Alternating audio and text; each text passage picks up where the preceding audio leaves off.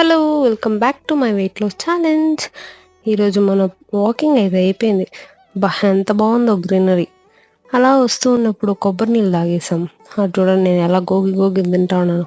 ఇంకింటికొచ్చి ఒక mushroom salad అయితే చేసుకున్నాను. భలే ఉన్నింది టేస్ట్. సింపుల్గా అయినా సూపర్గా వచ్చింది. ఏంలా మష్రూమ్ అలా కాసేపు ఫ్రై చేసి క్యారెట్, కుకుంబరు, పొటాటో మీకు ఇష్టం వచ్చిన వెజిటేబుల్ వేసుకునేయండి. ఇంకా సలాడ్తో పాటు 2 ఎగ్లు మళ్ళీ కర్డ్ రైస్తో కానిచ్చేసాం. మనం సండే అమావాస్య అనేసి చికెన్ తిన్నారు కాబట్టి ఈరోజు ట్యూస్డే ఇంకా గీ రైసు, చికెన్ ఫ్రై, కుకుంబర్తో కానిచ్చేసాం.